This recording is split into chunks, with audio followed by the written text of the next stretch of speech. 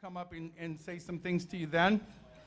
But at this time, I'd like to have Lieutenant Governor Brian Calley and State Senator Patrick Colbeck. Come on up, guys.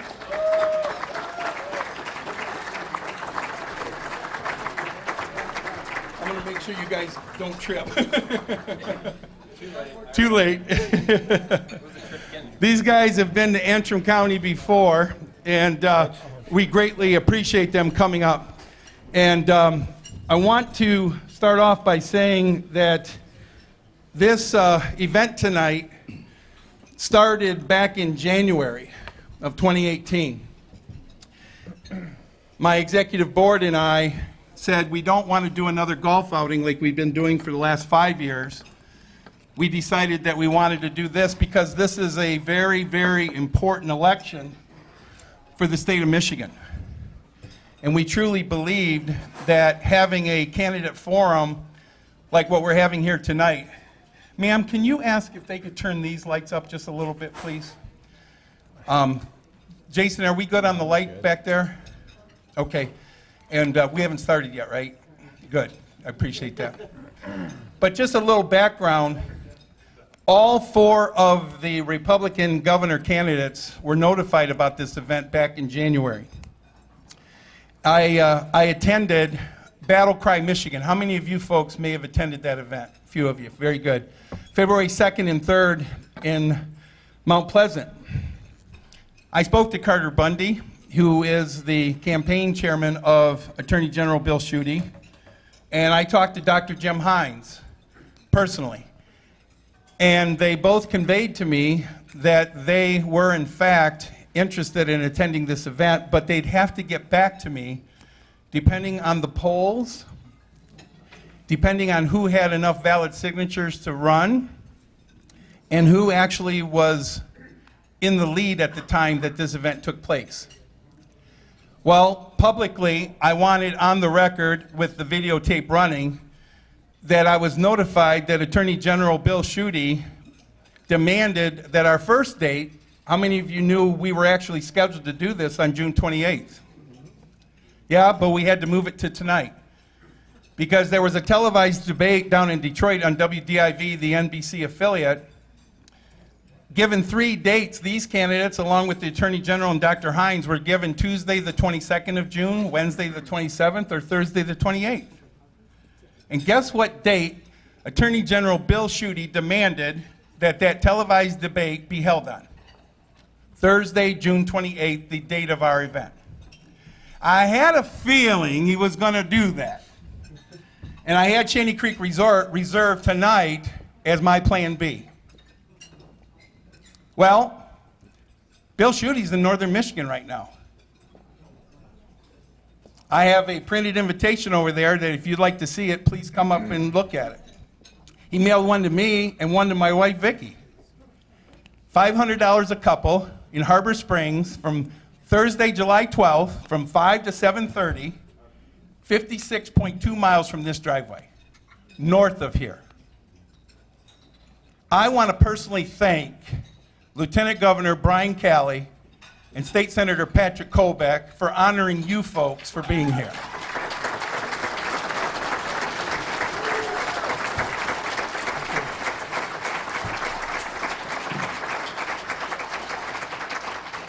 Okay, buddy, go ahead and hit the button. We're going to go live on Facebook. Hopefully about 250,000 folks will be seeing this. Welcome to Antrim County Republican Party's 2018 Gubernatorial Candidate Forum. My name's Randy Bishop. I'm the chairman of Antrim County Republican Party. I'm also a talk show host. I'm going to put a little plug in for my show right here, guys. I do a show called Your Defending Fathers, Monday through Friday, 9 to noon. On yourdefendingfathers.com and down in Wham Radio in Ann Arbor. I've invited the 2 candidates that we as an executive committee believe that on August 7th will ultimately end up being first and second place for governor in this race. We believe it was God's divine providence that the other candidates aren't here tonight, so we don't have to waste our time vetting 3rd and 4th place. That is my prayer, Lord Father. Pastor Jerry, can we have an amen, brother? So with that, I have prefixed the start of this as a different forum than you guys have ever seen before. How many times you go to these things and we hear these candidates talking to us about why we should vote for them, why they have earned our vote and expect us to vote for them on August 7th. We all know August 7th is the primary date, right? And you all know that you that have gotten your absentee ballots, you're not to fill them out until August the 4th, right? Keep your powder dry. Trust me. That's all I'm going to say, and I can't disclose any more because my sources haven't confirmed it yet. Now, I have sent a text message to both of their phones, and the text message was, one of you two gentlemen have already won the August 7th primary. You are going to be the Republican nominee to take on the socialist, communist, progressive idiots that we've got on the Democrat side. You will defeat them because we will get out the vote just like we did for Donald J. Trump back in 2016.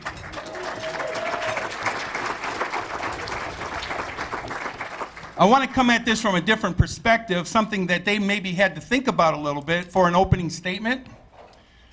3 minutes to basically, I'm going to ask, let's see, Mark Gurley, who's taking pictures right now, could you be our timer for us? Because you're good at doing that. We're going to give 3-minute answers. We're not going to give those 1-minute TV commercial sound bites where the candidate all he says is, Donald Trump endorsed me. We're not going to do that. Okay? What we're going to talk about, and I'd like you gentlemen, and Lieutenant Governor, out of respect, we'll ask you to go first, because it is January 1st, 2019, folks.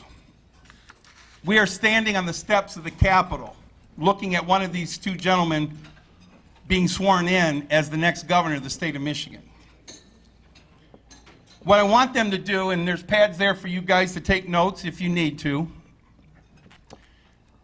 give us 3 minutes each as to what your inaugural address will sound like, the bullet points that you're going to say to the people of the state of Michigan, and what would you hopefully plan to do in your first 100 days of your administration that would set the tone to being the next governor. What signal do you want to send to the legislators? What do you want to send to the Senate Majority Leader, the new Speaker of the House, Lee Chatfield?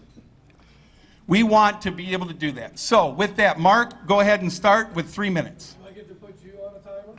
Yeah. As long as I want to talk. That's my timer. No. I got the list right here from the committee, and it's going to move really quick. 3-minute answers each. Also, candidates, if you want to rebuttal the guy, just punch him. And then we'll know you want to rebuttal what he said. So I'll see the punch, and then I'll give you 30, 40 seconds, right? No, about a minute each is what we'll do.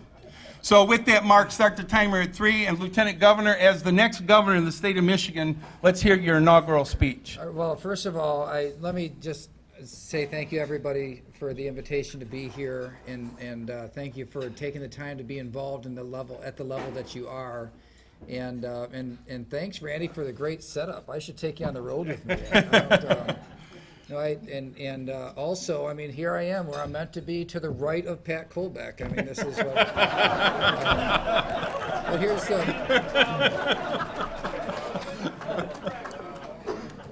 so January 1st, 2018. 3 minutes is a good distance for a speech because it's really cold on that day. I can tell you from personal experience. Think how far that we have come in our state. If you consider how far Michigan has come over the course of just 8 years. In the beginning, we were at the bottom. We were at the bottom of every list. Any list you want to be at the top of, we were at the bottom. The list you want to be at the bottom, we were at the top. We led America in things like lost population, lost income, lost jobs. And my, how things have changed. We can be confident and aggressive about the future, knowing that we can do anything. Consider what we have already done together under Republican leadership. And on this new day, on this new year, on this new opportunity with a new Republican majority in the House and a Republican majority in the Senate, and me as your governor, that we will build on the 540,000 new jobs that we've already seen grow here in Michigan. We'll build on the income growth, the 6th fastest income growth state in the nation over the previous 8 years. We'll continue to pay down the debt. We've paid down the debt $23 billion, but why not be a debt-free Michigan? As we move forward and we create this Michigan of opportunity, our problems for the future are different than the problems in the past. See, in the past, the problem was not enough jobs. And today, no matter where you're at, whether it's Antrim County, and I'm going to say that right in the speech, whether you're at Antrim County or Detroit, Michigan, right, the #1 complaint that we hear from employers, we don't have enough people to fill all the jobs that are being created. So the most important thing we can do is invest in our people. And that means a pre-K through 12 system that actually works, that's run by local communities with local standards and local values at work, where we bring back skilled trades in a big way, show kids all the things they could do with their life and let them chart out the course for the future. And the system has to mold to them as opposed to them molding to the standards or the standardization of our systems. And we're going to help people, right? We all want to help people. Social services, they're really important, except sometimes you can hurt people by helping too much or helping in different ways. So we're going to help people by getting them back on their feet so they can work. We will bring Michigan to the next level. We have come so far. We'll build on the strong foundation and bring Michigan to the next level. Thank you so much. Okay. Mark, if you could just hold up one finger for 1 and 30 seconds. Okay, sir, that'd be great. That was 03. Yeah. All right, next, State Senator Patrick Colbeck, you're the next governor. What is your inaugural address going to sound like? Well, it's going to start off with gratitude. And I want to say thank you to everybody who helped silence the naysayers on this election. I want to thank all the folks who got to the ballot box, who worked so hard to make this opportunity a reality. I want to thank everybody that restored an appreciation for principled service, and that's what I aim to provide. Something very special happened in this election. The silent majority found its voice. Now, they didn't find that voice in TV ads. They didn't find that voice in glossy brochures. They didn't find that voice in listening to some of the political pundits that were out there. You know where they found their voice? They found their voice at the ballot box. As we go forward, you not only have put that voice and trusted that voice to me, but you've entrusted it in a lot of elected officials across the board, and our state senators and our state representatives. Together, we're going to be partners to make sure that we do not lose track of your voice. And together as partners, we're going to go off and implement these principled solutions that I talked about on the campaign trail and that you voted me in to go off and enact here in the state of Michigan. So together we're going to cut the state income tax and the senior pension tax. We're going to eliminate it all the way down to zero. Together we're going to fix the roads once and for all by focusing on quality, not throwing more money at the problem. Together we're going to lower auto insurance rates and retain lifetime benefits. Together we're going to go off and eliminate Common Core and get back to focusing education on teachers, parents, and students. And together we're going to make Michigan the center of a free market healthcare revolution. So there's a lot of opportunities to implement these principled solutions. These are the things we're going to go off and change. But you know something else we need to go off and do is focus on executing all the other government operations effectively. We can't forget about the need to go off and execute in every single one of our departments and agencies in a manner that respects the voice of our customers. That's why I'm going to reorganize our state government into 3 major groups representing the voice of our customers, our citizens, our businesses, and our local units of government. And we're going to make sure that we have somebody accountable to the voices for each of those units as we move forward on these changes and on these principled solutions. Together, we're going to be doing something very special together. Together, we're going to go off and make Michigan the envy of all the other states in this country. Together, we're going to go off and restore that voice of the silent majority. And together, we're going to make Michigan great again. Thank you very much for everything. Pat, I'm going to have you hold this mic. and then pass it back and forth. You keep the mic first. Jason, I apologize. Okay, we're going to use that mic there. I'll use this one. Thank you, Jason. Okay, we're going to change the order now. This first topic goes to Governor Colbeck. Your lips to God's ears. Yeah, right. Public Act 51. MDOT, Michigan Department of Transportation. Current Director Kirk Steidel, appointed by Jennifer Granholm, kept by Governor Rick Snyder. As the governor, what would you do regarding these items to fix Michigan roads, specifically MDOT and Public Act 51? All right, first let's talk about org structure. MDOT right now is organized so that they're all organized into subspecialties. So you've got a guy that, you got some very talented engineers that know all about aggregate. You got some talented engineers that know all about sealants. You got talented engineers that know all about polymers. But you don't have somebody looking out for the systems level design specs. So I'm an engineer, that's the way I think. I want to find somebody that's going to be the belly button that I poke whenever I want a road that lasts 60 years. All right? And that's what we're missing right now. And if it means that we're going to have our systems engineers riding the boat and then we go off and contract out to people that do have the specialists in the aggregate and the polymers and the beds, then we're going to go off and do that. But first and foremost, we need to get focused on what's important to our customers, which is a long life road that lives within our means, and also we see those orange barrels a lot less often than we have to nowadays. So the next thing we're going to go off and do on Public Act 51, and this is something that I did when I was working as Vice Chair of the Transportation Subcommittee on Appropriations, is that I would always ask, I go, what determines the priority of which roads get paved first? And I was constantly told about safety first and then economic development. And then I actually saw the portfolio, the spreadsheet that they use to prioritize the projects, and it didn't have that. It had things like traffic density. It had things like the number of cars per day. I mean, it had everything except for what we said in the PowerPoints. So one of the things I'd like to do with Public Act 51 is reprioritize it so that safety is number one, economic development is number two, and use those two primary criteria to prioritize where we spend our funding across the state. So hope that helps. Yep. Governor Calley, Michigan Roads, MDOT, Public Act 51, the current director, Kirk Steidel. Well, the first thing is that the previous administration, a lot of people don't realize this, they left Michigan. When Rick and I came into office, we had a transportation fund with $2.3 billion in debt. So they borrowed a bunch of money, they spent all the money, and what they leave us with? A $225 million a year loan payment.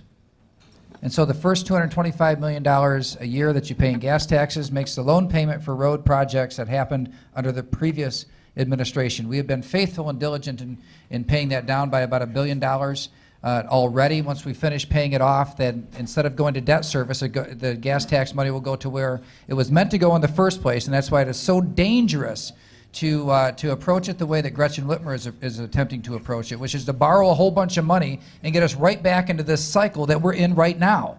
Now, as we phase in the road plan that is in place right now, $1.2 billion, plus the debt service money once we don't borrow anymore, and you add all that together, $1.4 billion, that's needed to rebuild our roads. Now, I agree we have to build our roads to higher standards, but many of them can't be fixed.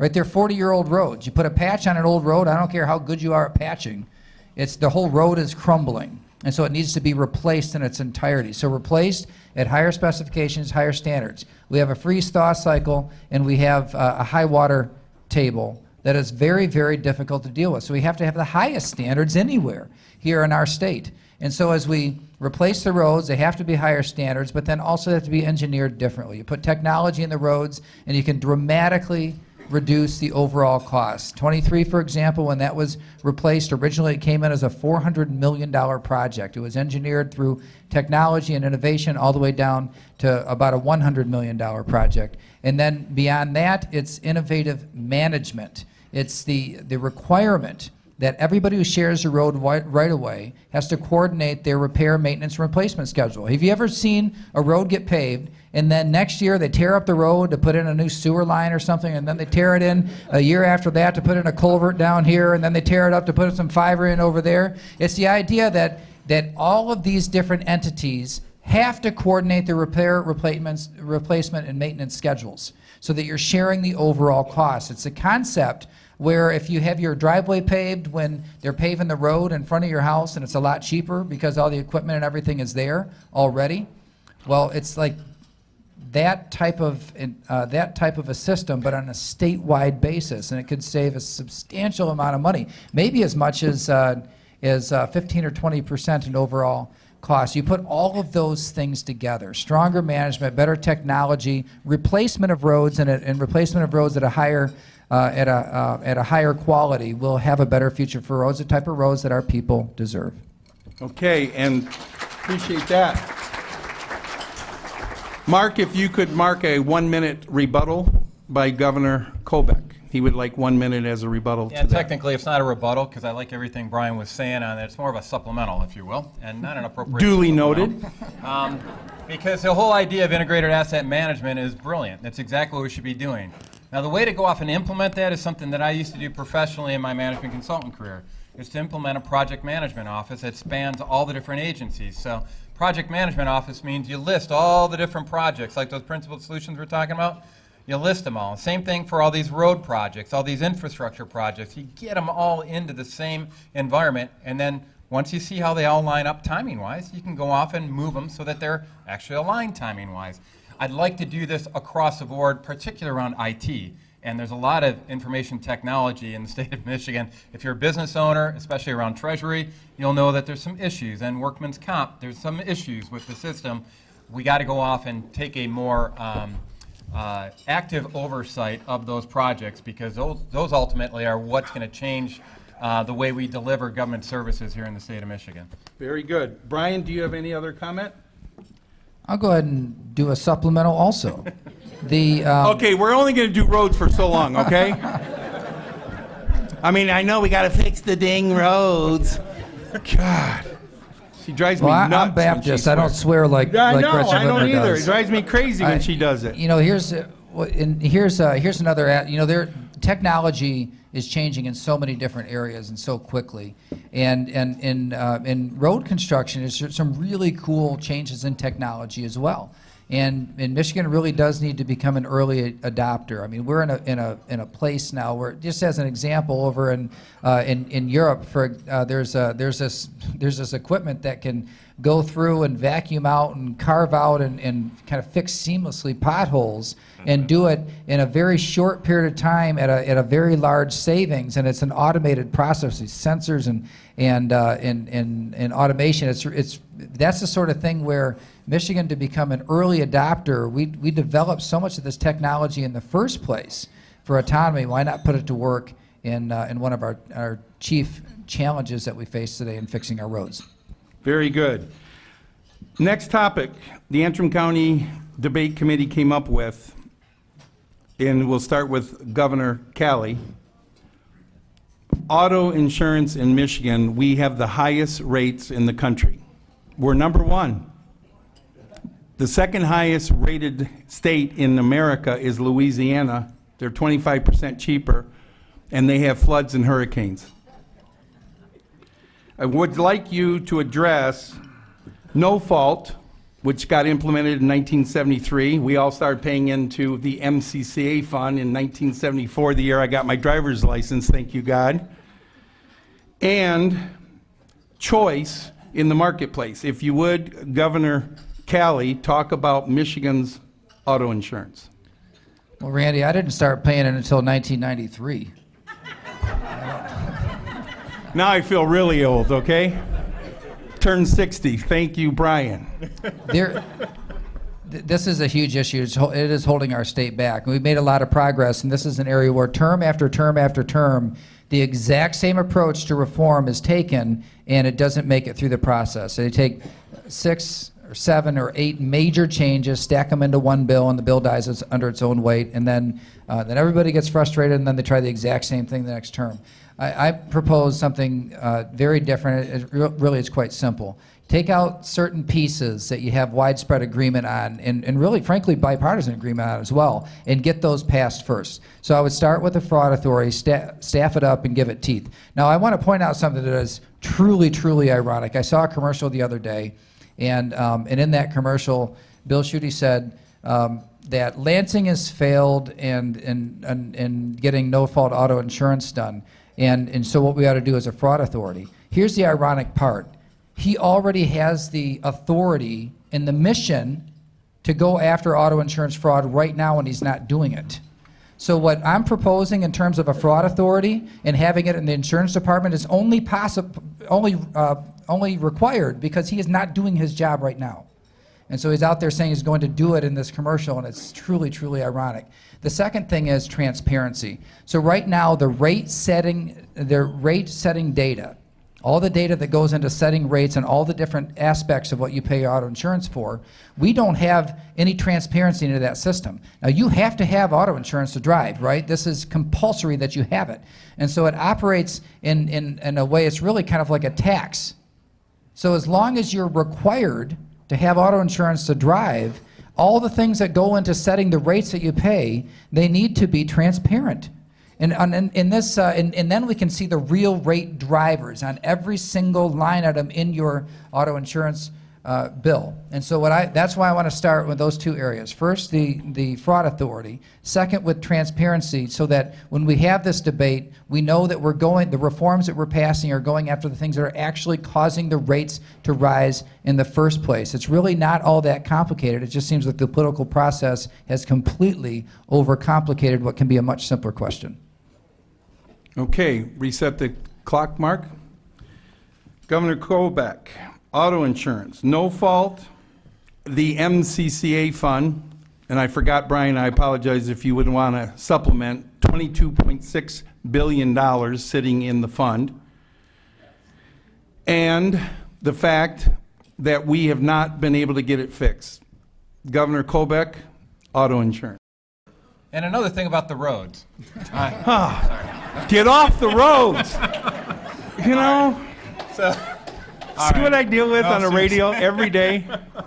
Seriously, though, about auto insurance, one of the problems we've had on auto insurance is every time we go off and try to fix this, we've got two groups of people that we haven't gotten on the same page yet. One is we have the group that wants to lower the cost of auto insurance, right? I think we're all in that camp, right? There's another group, though, that's concerned about the loss of lifetime benefits, and those are people that typically have been personally affected by traumatic brain injuries or some other debilitating injuries as a result of an auto accident. So they obviously are very concerned about making sure that we maintain those lifetime benefits that have been something that got put in place as a result of our no-fault system. Well, I'm an engineer, so I like to approach things a little bit differently. I use those as the top two requirements. For any solution we have to go off and find, it has to meet both of those requirements, not one or the other. All right? And I think I found a way to go off and do that. And it starts with an examination of my own personal insurance bill. When I actually look at all the costs and all the line items in my personal insurance bill and the premiums that are there, 58% of the costs are associated with state mandates. So essentially, if we were to say no to no fault and go back to a tort-based system, those mandates go bye-bye. And now the trick is, how do you go off and maintain the lifetime benefits for people when that happens? Because just by eliminating those as mandates, you're already giving people the option to save 58% on their auto insurance, right? So, I mean, it doesn't mean that it's necessarily going to be cheaper if you still want those options, but at least it's optional. You're not mandated to go off and have it, right? And I have worked on ways to lower the overall cost, too, with free market health care reforms, because about 70% of your costs with auto insurance deal with health care, but let's not go there for right now. Let's focus in on how do you go off and get those lifetime benefits perpetuated. And it deals with what Randy was talking about in regards to the Michigan Catastrophic Fund. It's about a $20 billion corpus, at 22.6 in the last audit.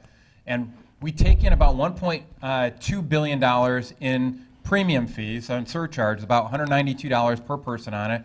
And our expenditures are about $1.19 billion. So essentially our surcharge covers our expenses, our claims on it. But the thing we don't talk about is the interest. And the interest, the last time when I was looking at it from a $20 billion corpus, it's a little bit less than 2%, but it's about $369 million per year.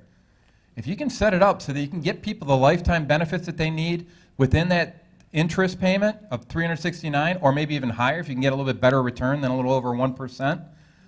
Now all of a sudden, we're getting people the lifetime benefits that they need without that $192 surcharge. And you can get all the way to the 60% reduction on the Michigan gas price. Now it's not easy, by the way. There's some people that believe that the $20 billion is underselling it because they're projecting 25% increases in healthcare costs on an annual basis. Right. They think it's around $60 billion. But I'm telling you, if you go off and reduce the overall cost of healthcare with the plans that I'm doing around free market healthcare, you control those long-term liabilities and you can stay within the interest payments on the MCCA. Brian, do you have any supplement? I left that $22.6 billion out of the MCCA. Did you have a quick comment on that? Well, that's the reason that we need transparency in the first place. I mean, there's you have this fund and it's enormous, and there's an assessment on every single policy that goes into that fund. But what the assumptions are in setting the rates, that is not information that we have access to. You just get a bill, and if you want to drive legally, you have to pay it.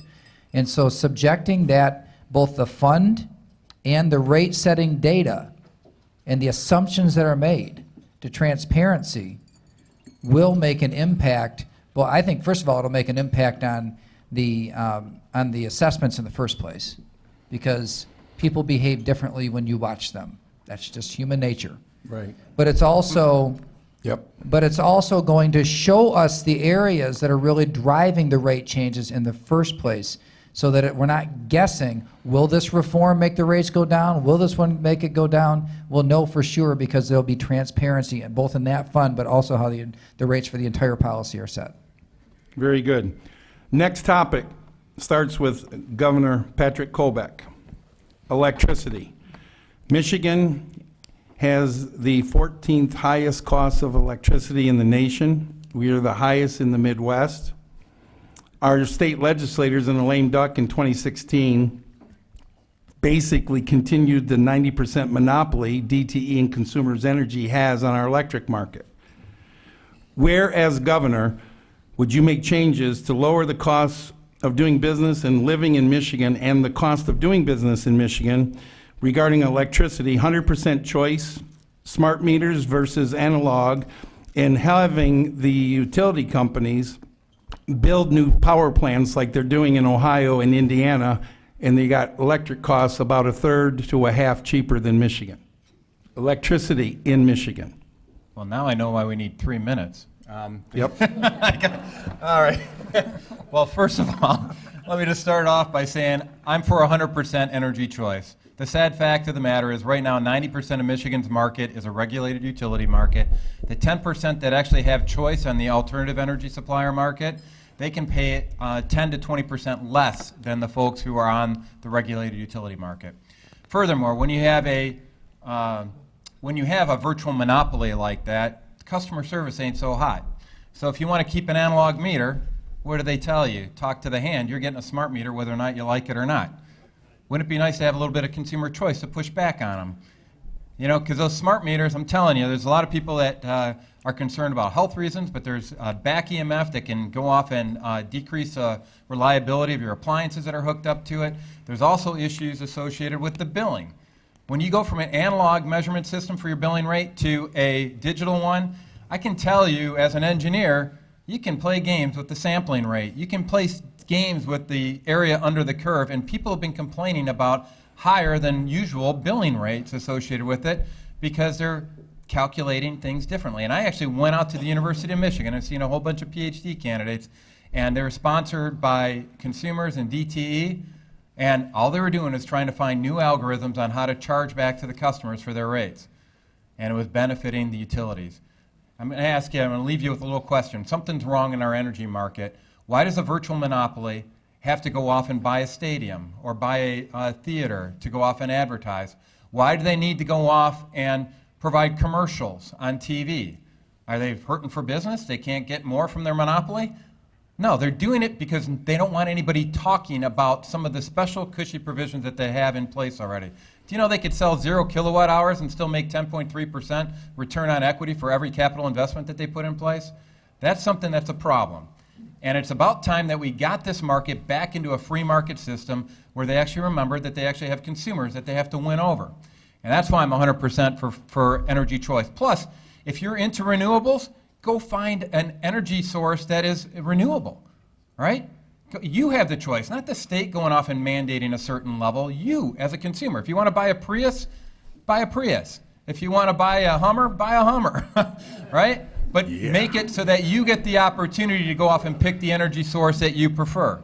And that's, you know, we got to make sure we got a good chair in the Senate Energy Commission and also, or Senate Energy Committee, and also on the House Energy Committee, because it's going to take a lot of support to get that across. But it's about time that we remember that the Michigan Public Service Commission is supposed to be serving the public. Very good. Governor Calley, electricity in the state of Michigan. Yeah, this issue has actually risen in importance in the overall competitive question of where investment is going to happen. You know, in our state, particularly since we've hit the trifecta and labor law reforms. You know, we banned project labor agreements, became a right-to-work state. Now, getting rid of a prevailing wage. From a labor law standpoint, we're very competitive with other places, and so now electricity is one of those areas where we have we have to be reliable and competitive at the same time. Those are our two main standards. First is with respect to choice. So choice versus regulation. I think it's a debate that we ought to have and ought to have openly. Here's the one catch I want people to keep in mind, is that when you have choice, but you require the utility to maintain the capacity for the ones exercising choice to come back at any time, the ones who are too small to have choices, then they have to pay for the big guys who took choice to maintain their ability to go back and forth at will. And so there's this question, if we go to choice, you need to go all the way to choice. I'll give you just a pretty a direct or just a plain example of it. So if you have a company, ABC company says, I want choice. So they go and they offer into the choice market, that's fine. But if you say under law that incumbent utility has to maintain the ability for that person who took choice to come back at a moment's notice, but they're not paying into the system to maintain the ability for them to go back in a moment's notice, guess what happens? The people that are left on that system, they have to pay for that capacity for the one who went off in exercise choice. So what I haven't seen in this whole debate is, and I'm not saying this isn't about Senator Colbeck, but I haven't seen people put on the table like real choice. What I see is, I want to have choice, but also the ability to go back to the regulated market if it suits me, and have everybody on the regulated market subsidize my ability to go back and forth, right? If we go to choice, go all the way to choice. And don't make the rest of the people left on the incumbent utility system maintain that capacity for them. When it comes to the rest of it, I think you know, as the trend goes more toward natural gas, which is a domestic form of energy here in Michigan, there's a lot of natural gas. These finds, they keep on finding more. It's very reliable. It burns clean. You can have your cake and eat it too. It's a fossil fuel. It's very affordable. It's from Michigan, and it has zero emissions when it burns. I mean, it's really a great option for our state, and that's where I think you just let the market forces go to work. Brian, hold on to the mic for a second. Point of clarification, didn't we have choice prior to 2007 in the state of Michigan? Weren't we 100% choice before they lobbied our legislators and convinced them to give them a monopoly because they promised to build more power plants? Did that not happen prior to 2007? I don't think that our state has ever been on a pure choice platform. Pure choice. What it was before was, if you're ABC company and you are one of the users that are big enough to where somebody competes for your business and they'll run a line to you or whatever, then you go off, but then that incumbent utility still had to maintain the ability of ABC company to go back on that grid at a moment's notice if the market wasn't favorable to them anymore. Okay. And so what happens is that capacity, the utility still has to maintain that capacity, and that somebody pays for it. Well, it's the ones that are left on the system that had to pay for it. Got it. Okay, Governor Colbeck would like to supplement and Governor Calley's answer. All right, so there's a lot of discussion, and this is what gets into a discussion of baseload, and the term reliability comes up a lot when it comes to our electrical system, because nobody wants a brownout. Nobody wants it on a peak air conditioner day to have the power go out on anybody, right? And so it gets into this discussion of reliability. Well, I'm here to tell you there's a lot of different ways of going off and approaching that reliability approach, and one is to decentralize our power grid. And I'm telling you from a national security perspective, that is a much smarter way of doing it. We've done some analyses on susceptibility to solar flares, EMP threats from solar flares, or from nefarious people like our friend in North Korea, right? And so one of the things you can do is if you decentralize the grid, we're getting to the point where technology like the Tesla Powerwalls, with the Bloom fuel cells for storage, you can use renewable energy source like solar, like wind, and actually, or use an alternative backup fossil fuel generator on the backup to actually go off and decentralize the power grid. So there's a big government approach on it where you go top down and you go off and try to micromanage everybody's power needs, and then there's a, you know what, DTE, we don't really need you anymore. We're going to take care of our power needs all on our own. And I think it's time that we actually go off and start talking about some of those decentralization, they call them microgrid opportunities. I think it's a great way of acting as a disruptor, and it's something that can make Michigan the technology leader across not just the nation, but in the world. Very good. Hand the mic back to Governor Calley. Yep. The next topic is Michigan's state income tax. Full disclosure, I am the state director for the Michigan Fair Tax Association with Roger Buchholz, Ron Babin, and we want to get rid of Michigan state income tax. But people have different opinions on how to do it. So Governor Calley, as the next governor, what is your opinion about what we need to do about our state's income tax? First of all, if you're going to have an income tax, it needs to be flat, and thankfully our Constitution requires that. So we don't have a graduated tax systems. And then the next requirement is, in my opinion, on the way that income taxes should be approached, is that you treat similarly situated people equally. Right? Before it used to be if you had a government pension, you had one treatment. If you had a private sector pension, it was a different treatment. If you had a 401k, it was a different treatment. And if you couldn't afford to retire and you were still working as a senior, you were fully taxed. Right? All people at the same age, right, that were treated radically different by our tax system. Today, it's the first $40,000 is tax-free, no matter where your income comes from, once you hit Medicare age. That is the idea of just treating people the same is just a tenet throughout our income tax system. I think is really, really important. Now, income taxes, philosophically overall, I think that consumption taxes, in fact, if you look at my record when I was in the legislature, actually was one of the sponsors was Fulton Sheen on the fair tax. I think that consumption taxes are a much better way to go because of a couple of reasons. First of all, it's a more efficient tax system, right? And from an administration standpoint, it's black and white, right? There's not it's not the sort of thing that you can easily game like you can an income tax system. And even the black market has to pay sales tax, right? Drug dealers buy stuff. Underwear. I would presume. Yep, we hope.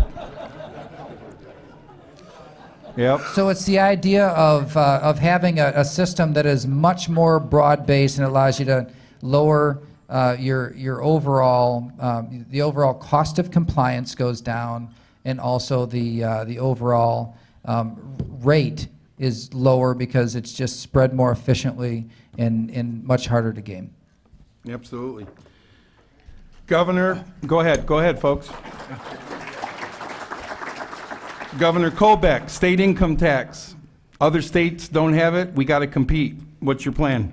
Well, first and foremost, Randy, you give me a new context for policy briefs. All right. I wear boxers myself. All right, well, sorry, it's been a long campaign trail, folks. Yeah, we got to yuck this up, folks. All right. I mean, give us a break, okay? 3 It's weeks the to go. 19th debate. I got to get some humor going in here somewhere. What was the title? Oh, it's state income tax. State income tax, yeah. All right. What you gonna do? All right, so state income tax is something that I believe we can eliminate the state personal income tax, and the senior pension tax goes bye-bye right along with it.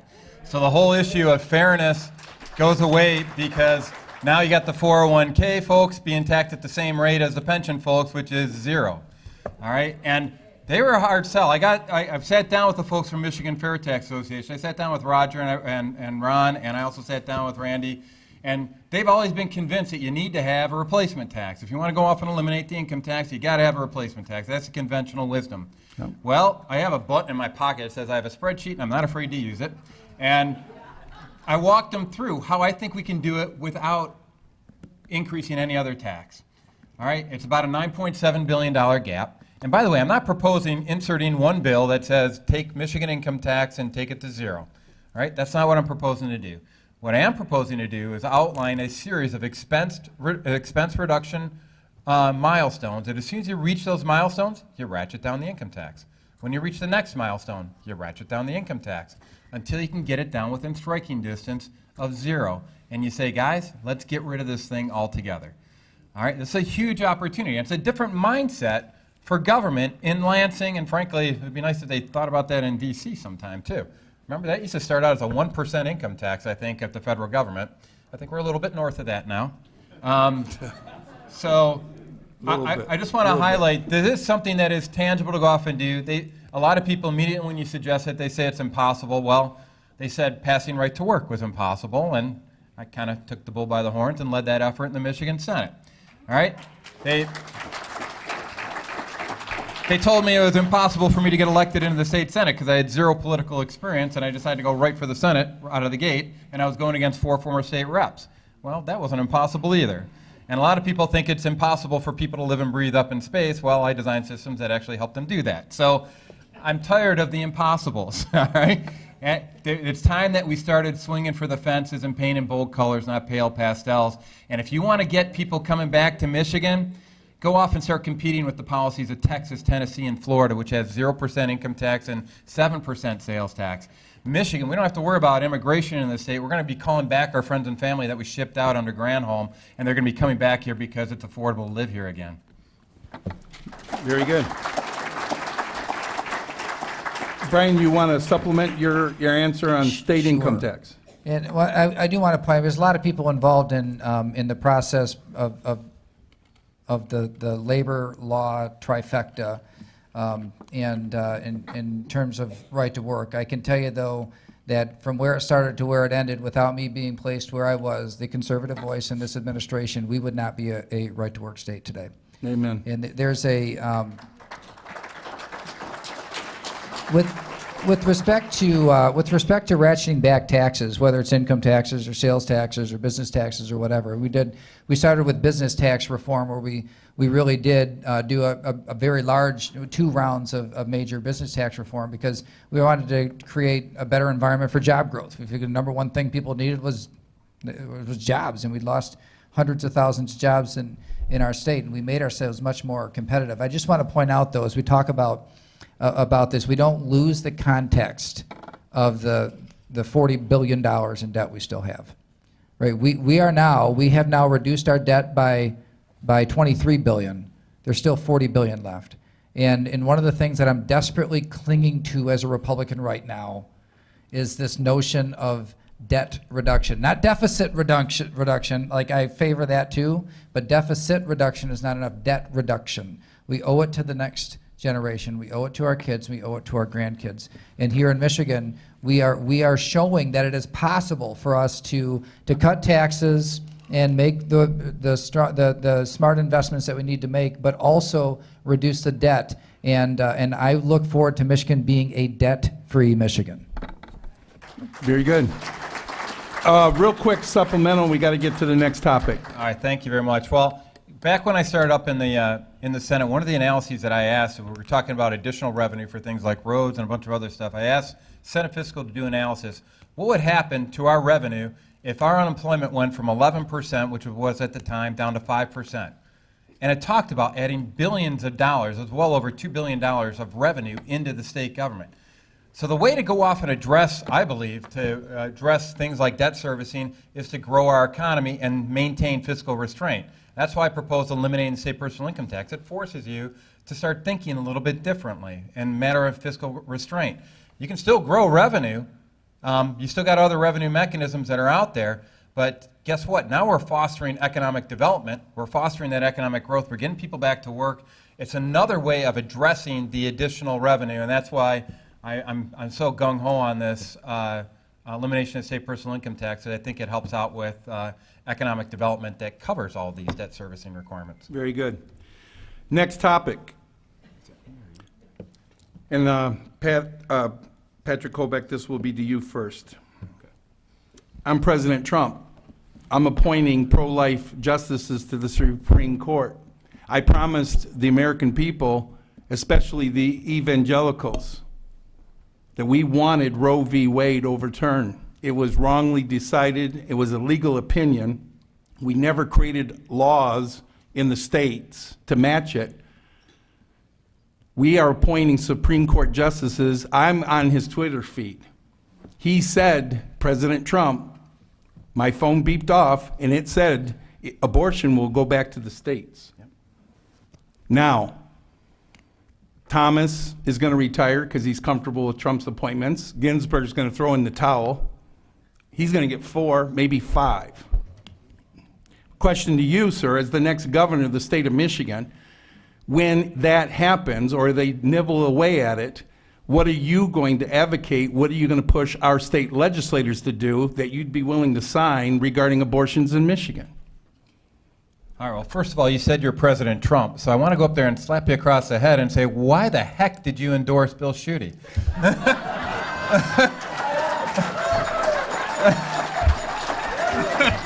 Oh, I didn't even see that one coming. Oh. Did I set him up or what? Brian, I'm going to set you up on one too, okay? Dang. Use the word endorse, though. Yeah, well, yeah, it's been, anyway, Best line of the night, Pat. sorry. Shut up, Stillings. So anyway, what was the question again? No, I was in regards to Abortions in Michigan, we've already got a law on the books from, I think, 1873. We're actually one of, I think, 4 states in the whole country that has an anti-abortion law. So really, it is a defensive posture in Michigan regarding making sure that we shape the battlefield and make them know that we respect life. We respect it at all stages.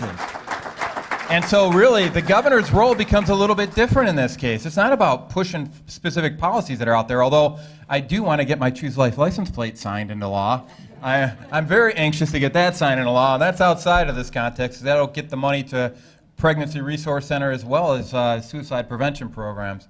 But I think the key thing you need to do is be bold and use the bully pulpit of the governor to go off and make a life-affirming statement that says that we are going to defend that ground. We're going to defend the rights of the unborn. We're going to go off and honor them as the lives that they are. And so I think it's pretty straightforward. It's a matter of leadership, not necessarily legislation in this case, because we've already got the laws on the books. And it was only a legal opinion. It did not, like our Attorney General says, it's the law of the land. It's Yes. not the law of the land. Yeah, and actually I do want to point out that. I appreciate you pointing that out, because you remember the Obergefell versus Hodges decision that came out Gay here recently? marriage? Yeah. Our Attorney General used the same rationale justifying that when it came out, saying, oh, well, the Supreme Court's spoken, it's now the law of the land. That was the same exact logic that was used in the wake of Roe v. Wade. And if states would have stood up at that point in time and said, I'm going to go off and invoke nullification here, you guys are making an unconstitutional ruling. Under the U.S. Constitution, Article 1, Section 1, it says that Congress is vested in the authority to make all laws, not the Supreme Court. Amen.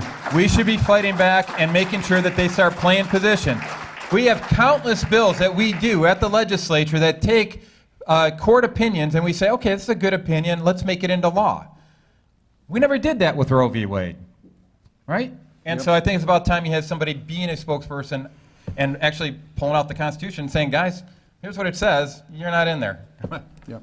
Governor Calley, abortions in Michigan with President Trump appointing these pro-life justices, what's going to happen when it comes back to your desk as the governor of Michigan? What are you going to do about abortions in Michigan? Well, the good news is Michigan still has the pro-life laws on the books from before. They were never repealed. Senator Colbeck is absolutely right about that. And so it really does put us pro-life people in the driver's seat of this conversation. So it becomes one of defense from change as opposed to needing to pass laws or make something change. And that's a great position for us to be in, at least for those of us who are pro-life. Now,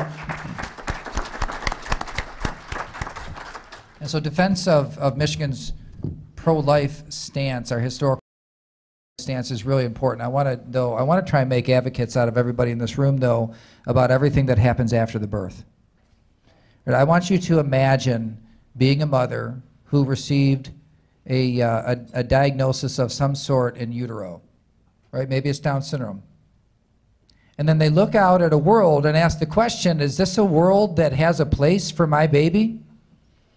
Do I see the schools and the kids and the community and the churches and the places of employment, are they making a place for people like my child? See, as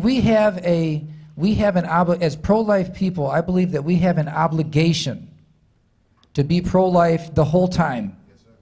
And so when a person is born, and they're born with a developmental disability, even if it's a very severe developmental disability, that our responsibility as pro-life people to make a place, to be inclusive, to see the potential and see the can, instead of just labeling a person according to their area of struggle or their can't or their disability.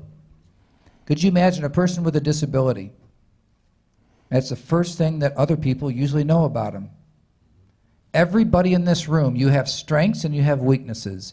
You have places where you excel and you have places where you struggle. What if you lived your entire life defined according to your area of struggle? I have news for you. No matter how tough you are, how much you pull yourself up by your bootstraps, you would not have as good a chance of being successful if the world only saw your can'ts instead of your cans.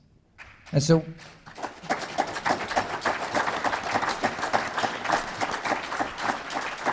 I want to see us take this. We have to defend our pro-life laws here in Michigan. But I want to see us to live out being pro-life and seeing the value of every single human life because it's made in the image of God. Every single one of them. And that there are no throwaway people. There are no throwaway people. And people are worth the effort. Right? Let that be our testimony. And we will defend life before birth. We will defend life after birth too. We will make a place. We'll be inclusive. We will invest in educating people even when it's harder. And we'll help them to live productive, independent, happy lives because, you know, life, liberty, the pursuit of happiness, it's not just for people that have neurotypical development. It's for everyone, every single American. Very good, very good. The next topic stays with you, Governor Calley. Bishop, can I ask one more question? I want to go on with this. What I don't understand is you say we have bills on the book that prohibit abortion. So why do we have abortion in the state of Michigan? Yeah. I've got a lieutenant governor and I've got a senator. Yeah. Why do we have it there? I'm going to ask a question of you two gentlemen. Is this a law enforcement issue that needs to be done by the Attorney General since it is a law on the books? Well, microphone? here's the issue. This is what, 1972, I think, or 73 for Roe v. Wade? To go off and change a policy, just like we're dealing right now with marijuana. I mean, if you can make a case that federal government never had the authority to go off and regulate marijuana as a controlled substance, right? There's not an enumerator power. We had to do the 18th Amendment to go off and do prohibition because they didn't have the power. Here's a case where you can make the case federal government never had the authority. To go off and do this, 40 years after the fact, more than 40 years after the fact, we can make the case to go off and do that. And I definitely would support that full-heartedly. But you have to win the hearts and minds of everybody else. You're not a dictator. You can't just sit there and say, I disagree with it, we're not going to do it anymore. As governor, you got a little bit more say in that, but this is something 40-some-odd years after the fact. Stare decisis, where it's the decision stands. That's the Supreme Court's That's not an justification. engineering term. I don't know, I've never heard that before. We talk about it on the radio, and they said that's the problem. Roe v. Yeah. Wade, Brian, and I think you would agree, it's precedent that it's been there since '73.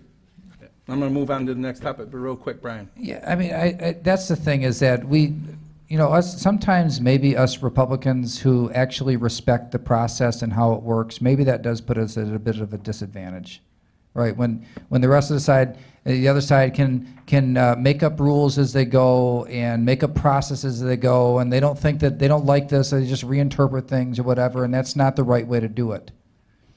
But we've always been about respecting the process, going about it the right way. And sometimes it takes a long time and perseverance. And you know, in this case, you know, we've had other chances. We've had other chances with other presidents to get pro-life majorities on the Supreme Court, and they didn't do it. Right? They let us down. Yep. And maybe this time, and I hope this time that's what happens. And we don't, until the decision comes out, I don't really know. But going through the process that we've had established, so the reason why our nation has endured so long is that the majority respect the process and the rules that are in place for making changes. But Brian, with all due respect, the current budget, the legislators, the senators, state representatives defunded Planned Parenthood. And the bill was signed. But this governor, Snyder, just like Granholm, is refusing to enforce defunding Planned Parenthood. We talked about it on the radio. Now, I'm not going to point fingers at you because you're his lieutenant governor, but could you please give us an explanation as to why, like the gentleman said, if our legislators defund Planned Parenthood, why are we still funding it in Michigan? Well, that budget goes into place on October 1st, and I'm confident that by January 1st that there'll be an opportunity to reinterpret that. By another new governor. Yes. Yeah, good. Good answer. That was very good. I just teed you up. That was your tee up, okay? That was good. Yeah, that was a good one. I was hoping he was going to go there. All right, next topic. Schools. Now let's talk about schools. Let's talk about Detroit public schools. Do they have metal detectors in Detroit public schools? Mm-hmm. No school shootings in Detroit. Well, guess what? Per student, what do they get? 16, 18, Highland Park, 20 grand a year. Us Hicks in the Sticks, north of 46, we get about 7,400. Question is, our kids in Elk Rapids High School are sitting ducks with targets on their back. I can walk into their school, open carry, and it's legal. If I'm a madman, I can start shooting those kids right there, and nobody in that school can stop them. Schools, sitting duck zones, Second Amendment, the unequal balance of monies between Detroit and the rest of the state. 3-minute answer, I know, right, Mark? Well, it's difficult because there's so many options and components to it. The question is, Governor Calley, what are you going to do about schools and all of these issues? Well, every single school, well, let's start with the school funding issue.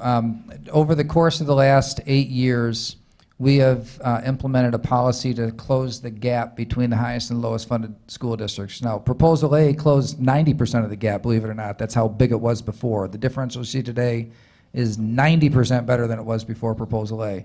But what we've been doing is at the lower end, giving twice the increase as the higher end, and we've closed about 50% of the gap in the last 8 years, and we can close the rest of it over the course of the next administration. I'm very confident in that.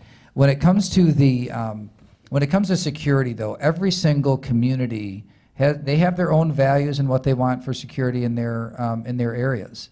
And I don't think that a top-down, state-mandated approach on exactly how every school has to do security is the right approach. I think that you have local school districts and families and parents and students and boards that they elect, and they can decide for themselves what type of security that they want in their school. If they want metal detectors, then have metal detectors. You want armed guards, have armed guards. You want dual roles of people that work in the school but also have a security responsibility, then do it that way too. I want to see the state just be a partner in helping schools implement the type of security plans that fit the values of their community or the needs that they have. I don't think that where my kids go to school has the exact same security needs as another place. But what I do want is for the schools to have the ability to harden the campus, to have fail-safe communication processes, to have counselors on staff that can identify problems before they become emergencies. You know, I want schools to have practice drills, and I want them to be prepared for all types of emergencies. You know, shooting is one type of emergency, but to have the ability to respond and react to all of these different things.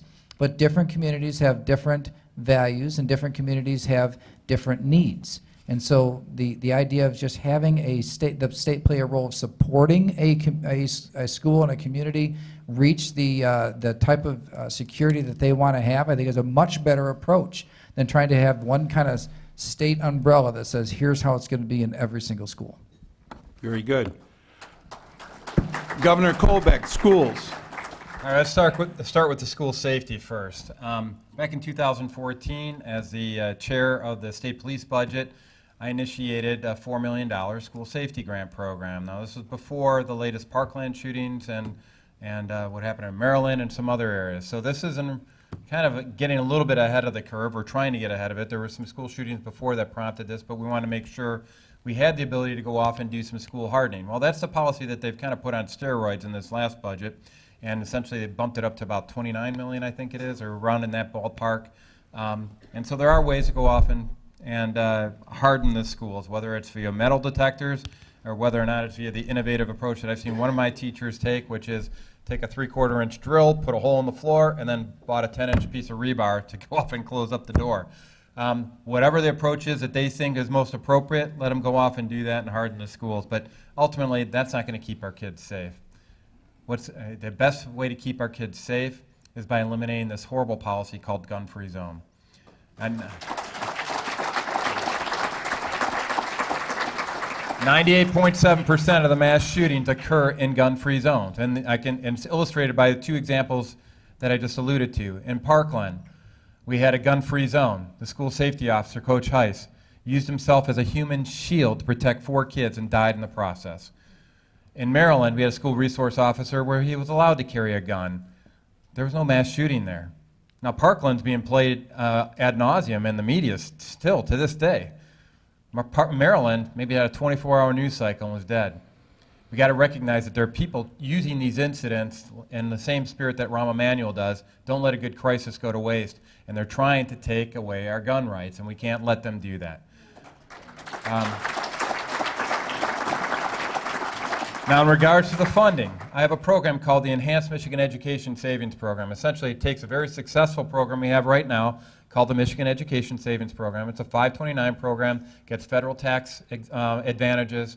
I want to extend that so that you can apply it to K through 12 spending and also apply it to skilled trades. Or down the road, if you want to do a professional development change, go ahead and use it for that as well. The idea is we want to turn education into a lifelong endeavor. The work environment nowadays is so dynamic. I mean, it's changing every 2 years what the latest and greatest thing is. We got to allow people the chance to go off and do that. I do that with an Enhanced Michigan Education Savings Program. If we use it right now, like they use it for parochial schools in Detroit, like Cornerstone, Cristo Rey, we can actually put about 50% more funding into the schools without raising taxes through partnerships with businesses that give them work-study experience, and it's an opportunity to. But the key difference is that the parents are put in control where those funds are spent, and that's one thing that I'm a big believer in. Okay, next topic, state budget, MEDC, Michigan Strategic Fund, the Capitol View Building. State budget started $47 billion, now up to $57 billion under Republicans.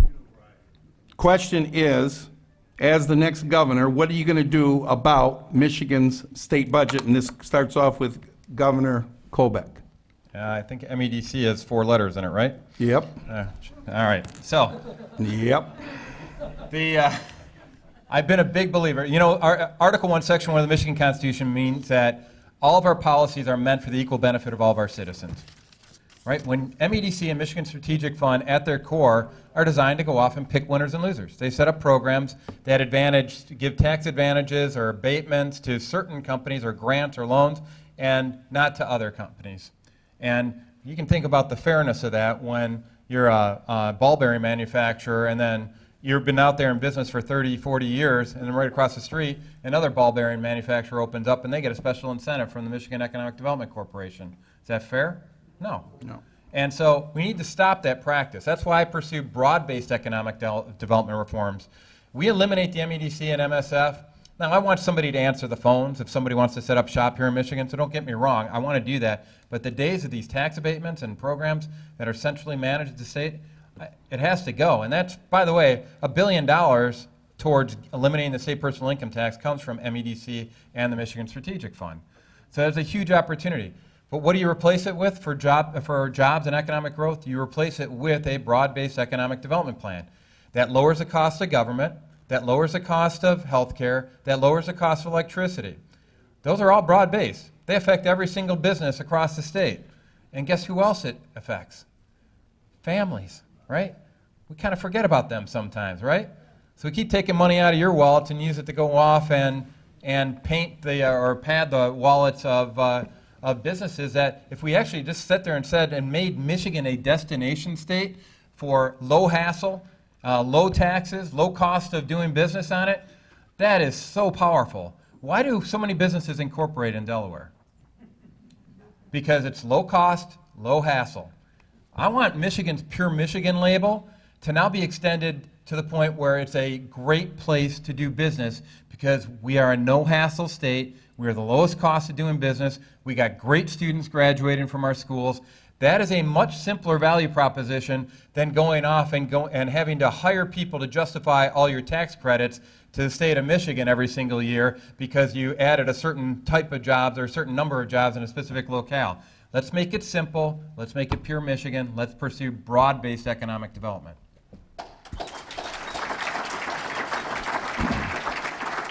Governor Calley, same question. State budget, Michigan. It's grown almost $10 billion in the past 8 years. What is your plan as being the new governor of Michigan? A couple of things I want to point out is that it's not accrual-based accounting, it's fund-based accounting in our budget, and it's really frustrating. It's how government accounting is legally. But when we paid down debt, that counts as an appropriation. That counts as spending. So remember, we've been paying down our debt, but when you look at the budget, that counts as an appropriation we make. Like we made a spending decision to pay down our debt.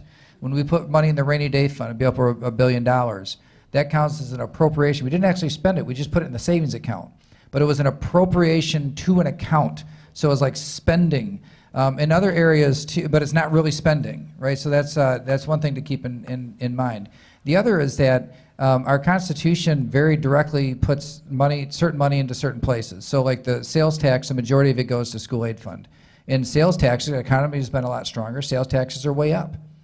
And so the money that goes into the school aid fund and gets distributed to schools is up, sure.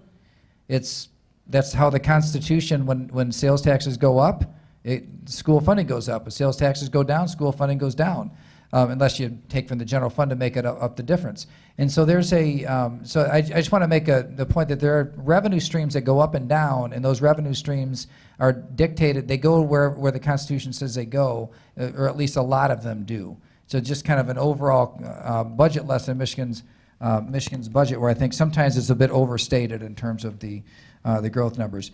Second is with respect to MEDC, we eliminated the hidden tax credits within the tax code back in 2011. We scrapped the old tax code to have a new and pure business tax code. There are no credits or exemptions to it. It's just a simple flat tax code. There are some grandfathered tax credits from the previous administration. But what I think is important for the future, brownfield tax increment financing for brownfields, I think it's just important. You have these orphan sites, right? They're contaminated. We have thousands of them in Michigan.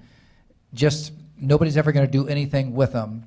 unless there's I think there's just a broad public benefit to that. That's an area that I think that it makes sense to have some kind of a program for it, and right now it happens to be housed in the MEDC. But I also like the Pure Michigan Business Connect. This is where we connect the small buyers to the big purchasers that exist in our state. And this is how I like to do economic development. So we have some of the biggest purchasers in the world, and they have a hard time always finding enough people to supply their goods and services that they need to buy. And we have these small players that don't know how to get through the door. And so we just started something called the Business Connect, where we're connecting people to the biggest purchasers, and also export sales, helping companies make their first export sale, and then job training funds as well. It's like the gift that keeps on giving. So it's a little different in terms of economic development. It's a different mission and purpose behind economic development than how it's traditionally been looked at in the past. Governor Colbeck, you had a supplemental? Yeah, supplemental, budget supplemental. So one of the things I was focused on MEDC and MSF, but I do want to talk about a different way of approaching the budget. And this is what I did as the chair for the State Police and Department of Military and Veterans Affairs budgets. And we helped turn around the performance of those agencies significantly due to the structure that I put in place. Typically when you go off and do a budget, you start off by hitting a copy and paste and from the previous year's budget, and then you adjust it plus or minus 2%, maybe throw in a few boilerplate items so people feel good that you did something there. But it's really fairly simple or straightforward. There's not a lot of depth that goes into a lot of the planning. When I started out as the chair for those two organizations, I did something very unique. I said, guys, I want to understand what are all the core services that you provide in state police. I want to know how much each of these services cost. And I want to know what are good quality metrics associated with it.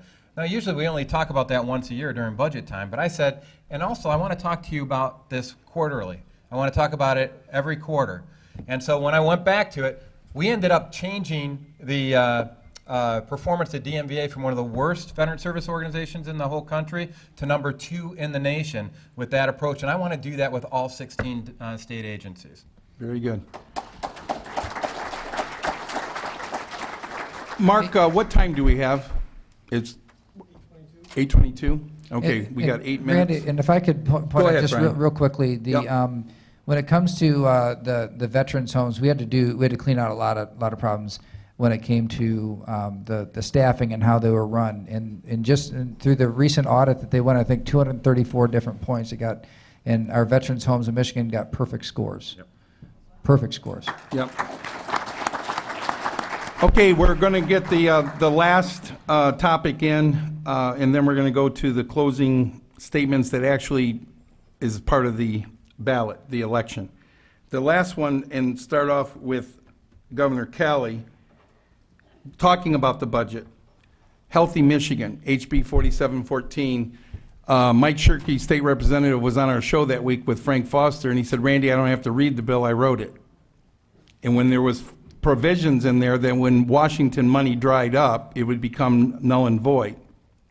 But money has been shifted around, and people are asking me on the radio, why are we still doing Healthy Michigan when the Obama money went away? And will you, as the next governor, continue Healthy Michigan? We will reduce the Medicaid rolls. We'll do it by getting people back to work. We took a really big step toward that just this year, and adding a work requirement to Medicaid. One of the first states in the nation to do so. There is a tremendous amount of demand out there, and when I put out there one of the chapters in my book, we're all authors. You don't know this.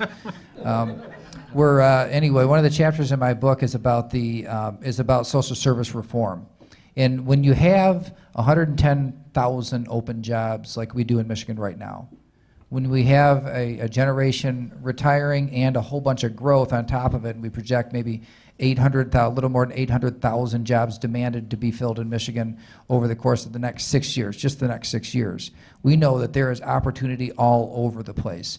And so what I want to do is totally transform the social service system in the first place to where you make the application for help. And you know my record, my background, and I do like to help people. Right? I like to invest in people. I want to make sure that we help people and help them get back on their feet. But I want to help them in ways that are relevant to fixing the reason they needed help in the first place, right? And there has to be accountability for that. I'm so sick of people treating work like it's a punishment. Work is a privilege, right? I started working when I was 12 years old. And when I graduated from college, I had 10 years work experience. And yet, when we just had this debate over a Medicaid worker requirement, and they acted like you're punishing the people that have to go to work. Listen, that's not a punishment. It's not. And so as we look at all, whether it's food stamps or Medicaid or bridge cards or any of these things, we passed some reforms to, and lifetime limits and the things that we passed earlier on in the process, and those are all good. But I think to make a really profound or transformative change in this process, we need to make sure that the application process in the first place is turned into an independence plan, right? What is the reason that you need help right now anyway? And how can we help you not need help so much in the future? And at the end of the day, anybody can game any kind of system, but here's the deal. What I think that we need to expect is that people will work one way or the other, right? You can either do work that we pick for you, like while we're helping you. Either do work that we pick for you, or do work that you pick for yourself, right? But either way, work is good for you. Okay, Governor Colbeck, 3 minutes. Healthy Michigan. As the next governor, what are you going to do? First of all, everybody realizes that almost every single Republican campaigned on the repeal of Obamacare, right? And we still have Obamacare. And now I realize it's a federal issue, but we have a lot of people campaigning against it here at the state level as well, back in 2010 timeframe and 2014. And so I'm one of those folks that actually read the entire Affordable Care Act. And I've got, you can see Dude. my... God bless you. This is before I ran for office. This is back when I was just out there being an activist, going off and saying, guys, we need to fix things. And in Section 2001 of the Affordable Care Act is where we find Medicaid expansion, i.e. Healthy Michigan. So when we passed, under a Republican-led Senate, Republican-led House, Republican governor, when we passed the expansion of Obamacare known as Healthy Michigan, I was crestfallen. I had fought so hard, and by the way, we all share the objectives of expanding access to good quality care for everybody, right? There's no doubt about that. Obamacare has been proven to be a failure in that regard. And so I sat there and I started with the basic premise. I said, all right, there's two ways of going off and expanding access to care. One is to take money from one group of people and use it to subsidize the high cost of health care for somebody else. The other approach is to lower the cost of health care for everybody. That's the option I pursued. And I'm happy to say in this last budget, or the budget before, we have a direct primary care Medicaid pilot that does exactly that for our Medicaid population. It lowers the cost of delivering Medicaid to those who need it. And we got a pilot that kicked off on July 1st around that. If you get a 20% savings on an $18 billion line item, you're saving $3.6 billion. That's another one of those key expense milestones for eliminating the state personal income tax. And you know how you reduce that money? You get better care. You don't save money unless they're staying out of the hospital and they're staying out of chronic conditions. You get it via preventive care, and this direct primary care model does exactly that. So of course I support the work requirements associated with it. This is supposed to be a helping hand while people are going through tough times, not a lifelong endeavor. And so it's something that I'm definitely, I'm okay with it ending at the end of tenure. I actually tried to put an amendment in the Healthy Michigan bill that specifically addressed what the definition of savings were, because the way this is set up, there's a poison pill in Healthy Michigan. As soon as the federal contributions drop below 100%, which they have, and as soon as we demonstrate negative savings on it, it's automatically repealed. You don't need to go back to the legislature. Well, we're in that mode, according to Senate Fiscal in 2020, and Healthy Michigan is going to go bye-bye. We need to make sure that if we want to get access to care for people, that we've got a good free market-based healthcare system, and that's exactly what I've worked to do. Very good. Okay, you keep the mic there, Governor Colbeck. This is going to be a 1-minute quick hitter because we've got to get to the close and also the election. Ballot proposals. There will be 5 possibly on the ballot in November. In our opinion, every single one of them is getting out the vote for the liberal Democrats. Potheads to anything else you want to talk about. My question is very simple. What is your position on these ballot proposals? Is it going to end up being say no to everything, and where do you stand on these ballot proposals? I'm no on all the ballot proposals. There's one that's worth considering that's coming up around protecting personal property rights around electronic data that's in the mix. It's an initiative that's being pushed forward. But I'm telling you, the most dangerous is the voters, not politician. The leader of that is doing it deliberately because when she was actually interviewed why she's pushing this ballot initiative, she said she's not getting the election results she wanted. They're trying to gerrymander it by saying that they're anti-gerrymandering. Another one that's very dangerous, and it's pitched by people trying to sign you up at rest areas all across the state. Promote the vote. Is the one helping out with the veterans. Oh, this that is one no too, reason yeah. absentee voting that they're putting in, and I want you to know how that's going to work. If you're in a union hall, you already got the issue of card check, right? Now you're going to go off and have ballot parties, where you're going to go in and bring in your ballot, and they're going to go off and check that you circled the right dots all the way through before you exit through there. I'm telling you, no reason absentee ballot sounds really cool until you actually delve into how people are going to abuse it, and it's a bad policy initiative. Very good. Governor Calley, the ballot proposals. I'm a no on all of them as well. I just want to point out two things. First is the no reason absentee, what's sold as no reason absentee, it actually has in there same-day registration as well. Yeah. And this is particularly troublesome because if you have to let somebody show up and register on the same day, how do you know? How do you establish residence? How do you know that they didn't vote in 12 different places in the same day? Right? I mean, if you can register and then go somewhere else and register same day, this is a really, really bad one. When it comes to redistricting, they act like today there's gerrymandering, but there's not. There's we have very objective standards in place today, and they have been in place for a very long time. The way that the lines are drawn today is it says that you have to break as few county lines as possible while maintaining similar populations between districts. You have to break as few county lines as possible. To the extent that you have to break county lines to keep populations similar between districts, as few municipal and township lines as possible. And then after that, as few precinct lines as possible. And so if you were to draw a map that just did whatever you wanted to have the districts that you wanted, it would not meet those standards. It would get challenged in court and it would get brought down. We have in Michigan very, very objective standards in how the lines are drawn. And the fact that people don't like the results of the outcome is not a good enough reason to change our Constitution. Very good. Okay, we're going to go into our last topic, but is actually part of your closing statements, if you will. Michigan history. Every 8 years, Milliken, then Democrat Blanchard, then Engler. Back and forth every 8 years. Well, guess what? You guys are not going to be the governor because the Democrats are due.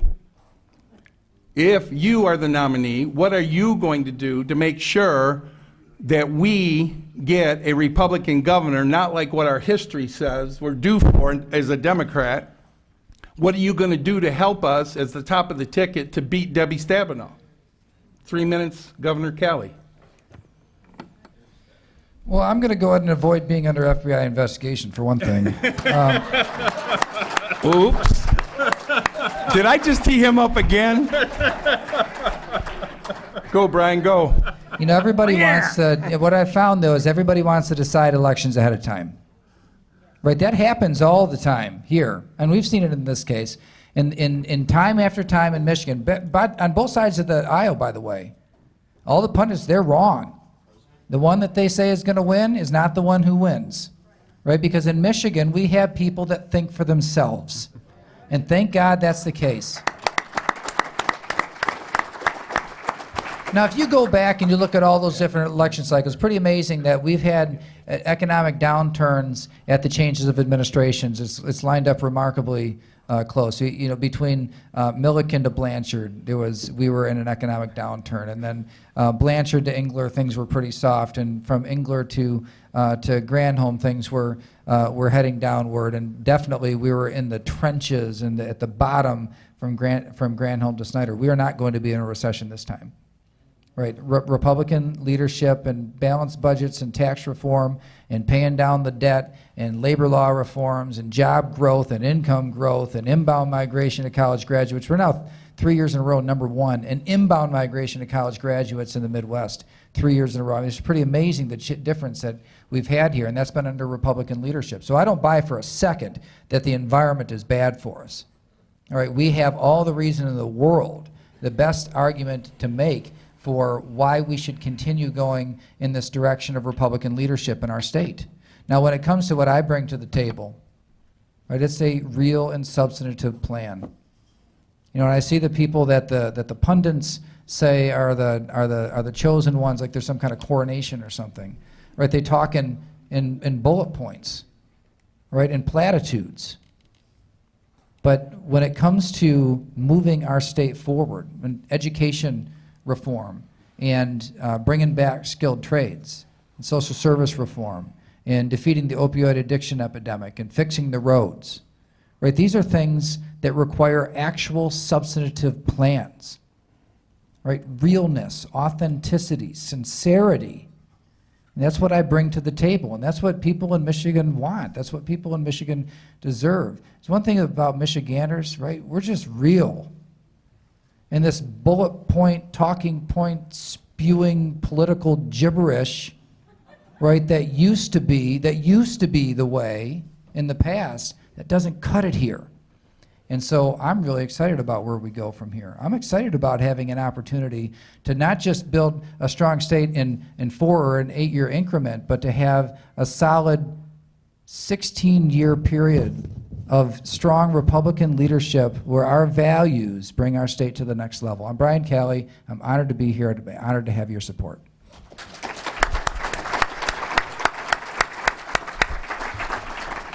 Governor Colbeck.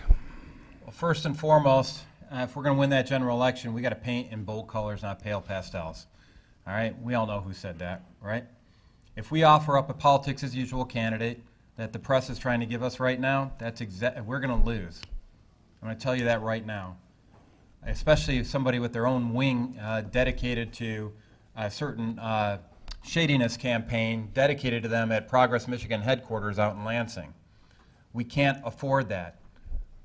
We need to go off and promote bold solutions, principled solutions that serve the best interest of everybody. Now, I've actually done something kind of unique during this campaign. I've been bold on a few different fronts. I've actually gone off to Detroit and accepted a debate challenge with 3 Democratic gubernatorial candidates. I was the only Republican going out there. There were 2,000. So if you're going to win the general election, you got to go after the independents and the Democrats as well, right? And so I've done that, and we had 2,000 people out there, and this is the first time a lot of these people had ever heard conservative ideas without the filter of the media. And I had people coming up to me afterwards saying, I like what you had to say, and I like how you said it, and I'd like to find out how I can help out with your campaign. I was also the first Republican gubernatorial candidate to go to the Michigan Association of Government Employees, that's SEIU, AFL-CIO, asked me, and talk to them about this campaign. And I didn't realize this at the time, but I was the first person to do that, first Republican to do that in 38 years. For me, it was just common sense. I go, well, these are the people that are going to be executing the policies I'm going to be responsible for as the next governor. So I got to go off and talk to them. I was treated with grace, I was treated with kindness, and we talked about tough subjects, like right to work. I talked about it from a rank and file perspective. I talked about pensions. And you know what happened? I had people chasing me down afterwards saying, how can I help out with your campaign? I had a friend of mine that was up in Stillman, Michigan. He had a Colbeck bumper sticker. A gentleman came up to him and said, that's my guy, that's who I'm voting for. And he goes, really? Yeah, it's not just me, it's my whole GM UAW local.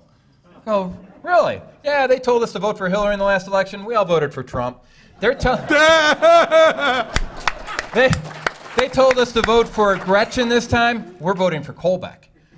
That's the type of enthusiasm we need. And I'm telling you, we're the only campaign that got onto the ballot with 100% grassroots mojo. All right? People were sacrificing their time. Instead of going into the football game, they were sitting outside the football game gathering signatures. They were going to Secretary of State offices. And these are people of all walks, all ages, and it's a total blessing. That's the type of passion we're going to need to carry us into the victory slot in November. It's the same type of passion we're going to need for all of our candidates going into the general election. I'm Patrick Colbeck, and I'd be honored to have your support. God bless everybody. Folks, you have your meal tickets. Does everybody have their meal tickets there? Sitting up here, I counted the empty seats. We should have about 130. Sherry, Greg, would you guys come on up after you vote? And Vicki, Jim Gurr, I need you guys to count the ballots. What we're going to ask you folks to do, flip over your meal tickets. In the left side, we would like you to write the name of the person that you plan to vote for on August 7th or on the absentee ballot for governor. Then, Tom, please, Tom, quiet.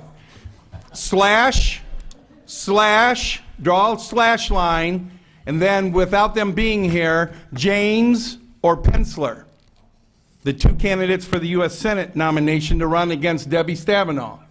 We're going to do a straw poll. Again, we charge you a poll tax. Zero methodology here. Real Republicans from around the state, even some folks from Ohio, the UP, Canada, Well, guess what? We got to vote. So write out your tickets, stretch your legs, come on up and bring them up here to this table. You guys come on up. Right. Patrick, go ahead, real quick. Can I just close on one thing? First of all, Lieutenant Governor has been such a gentleman throughout this whole governor's race here, and I really appreciate it. We've enjoyed, we've had a lot of debates back and forth. This is the way I think debates should be done, frankly. First of all, you got to show up for the debate, right? Yeah, the cardboard cutout is over there if you want your picture taken with them. So the second part, though, is just to have these good discussions, substantive discussions, guys. And I want to thank you guys for being part of it. This is what... And I want to add on to that, Pat. Hey, folks, I got a question for you. Could you imagine this type of discussion with the three Democrat candidates? Could we have had that discussion with those guys with the kind of answers we heard from these two guys? No way. Well, guess what? There's only about 130 of you in this room, and you need to tell your friends, your family, and everybody out there what you heard here tonight with these two candidates versus what the Democrats are pushing. Am I right? All right, get your ballots up here. Thank you, Brian. Thank you, Pat. Good stuff. No, thank you. It's been... We're going to ask you to bring the ballots on up. Stretch your legs. Sherry Hogan, Greg Valerio, Vicki, and Jim Gurr, please come on up here to the table. I need you guys to count the ballots. Nick can? Absolutely. You want to help with the count? Oh, Nicholas Wilcox. Okay. Just right here on the table. Just put them right there by the microphone. Thank you, Rick. Thank you. Nicely done. That was worth waiting. I'm sorry, folks. Hey, after the straw poll, we are going to have a guest speaker, and I have to give an award. So do not leave. Stretch your legs, go to the bathroom, and come back, please. Bring them on up here, folks.